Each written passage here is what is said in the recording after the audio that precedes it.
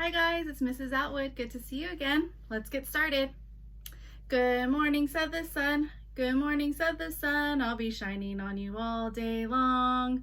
Good evening, said the moon. Good evening, said the moon. I'll be dreaming of you all night long. Wake up. Good morning, boys and girls. Well, today is a bright and shiny sunny day. Today is now Tuesday, April 28th, 2020. So let's say it all together. Today is Tuesday, April 28th, 2020. Let's also change it. Oh, sorry. Let's clap on Tuesday.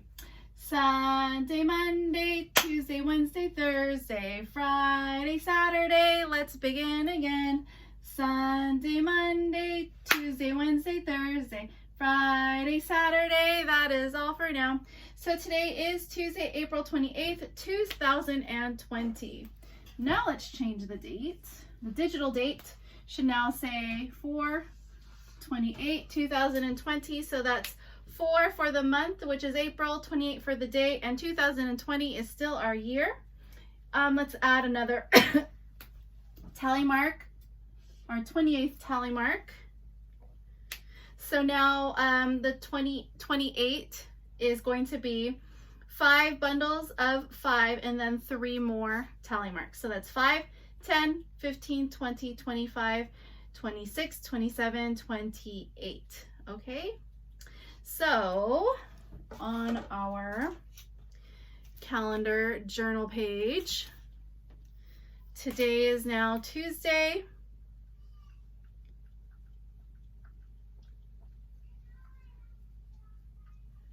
Yesterday was Monday,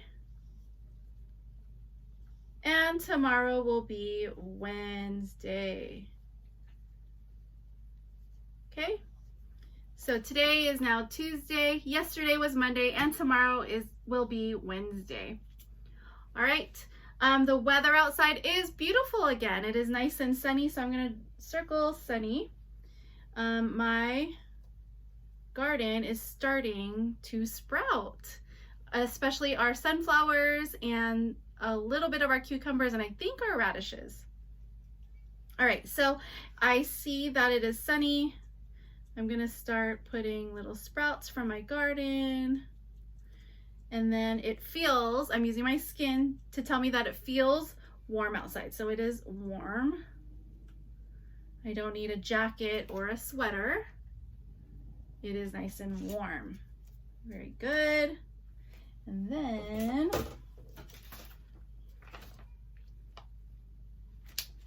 now, months of the year, we have 12 months in a year. The first month is January. The last month, the 12th month, is December. Let's sing it. January, February, March, and April, May, June, July, and August, September, October, November, December. Those are the months of the year. Boop, boop, boop. All right. Here are our buckets. The 100s bucket, the 10s bucket, and the 1s bucket.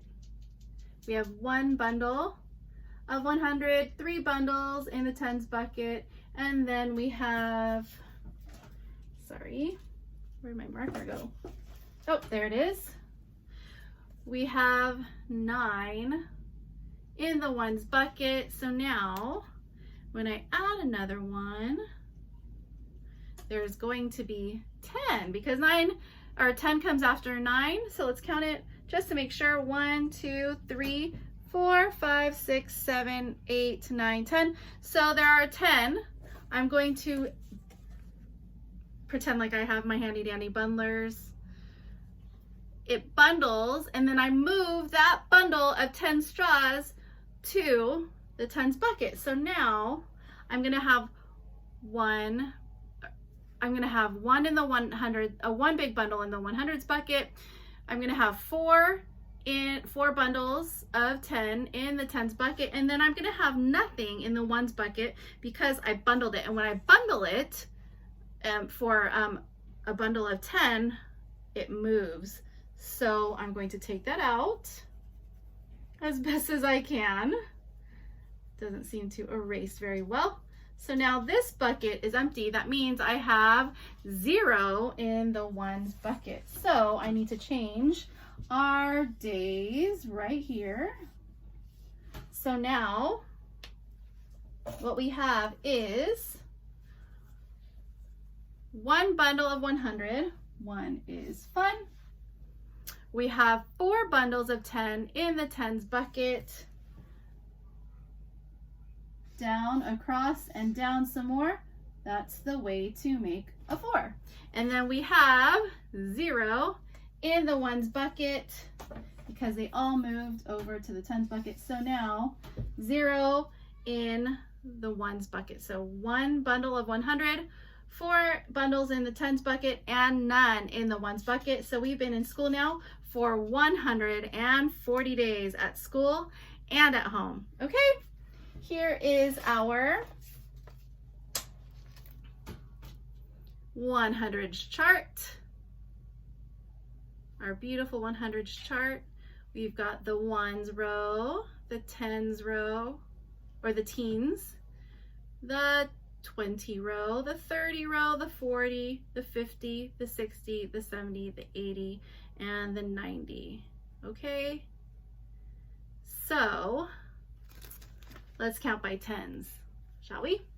10, 20, 30, 40, 50, 60, 70, 80, 90, 100. One more time. 10, 20, 30, 40, 50, 60, 70, 80, 90, 100.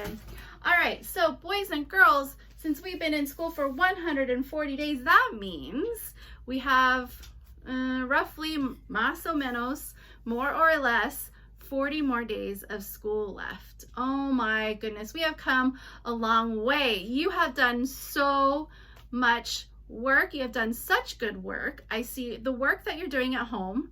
I saw all the work that you did up until now at school and at home. Doing so marvelous. You should give yourselves a pat on the back, a round of applause, a banana split. Just kidding. All right, so you guys have been doing so well at school. If you need a brain break, go ahead and take it. If you need a snack, if you need to get up and run around, anytime you are doing any of the work, go ahead and do it. But make sure that you finish your work for the day, okay? If for some reason you can't finish your work in that day, go ahead and do it the next day or try again the next day. All right, for today, since we've been doing the long I sound, and I forgot to show you how a long I sounds.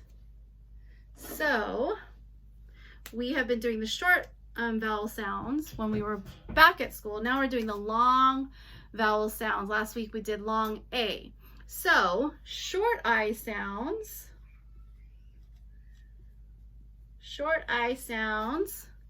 sound like eh, like pig, right? Or stick.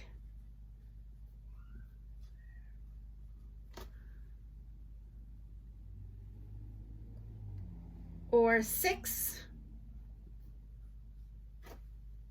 Can you think of any short I sounds or short I words?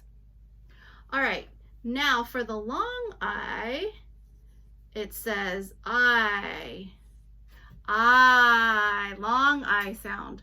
So words such as tie, okay, or bike. That one is a good one. How about 9?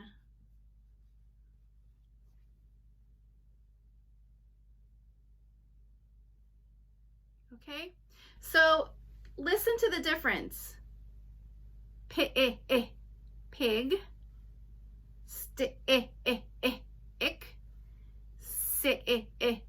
ix.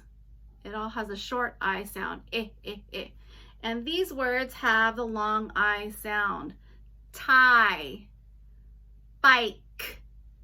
9. Okay? And when you write the long words with the long I sound, they usually need the silent E at the end. If we did not have that silent E, and we call it a silent E because you don't say the E when you say the word tie. You say tie, not tie, okay? You don't say bikey or 9-knee. You just, when you read the words and you just see that I, you know that that I says I. If that E wasn't there, it would say T, and that would not make sound. You see that silent E? You don't say the E. If you did not have that E, then it would say bick. But we're not saying bick, and bick is not a word.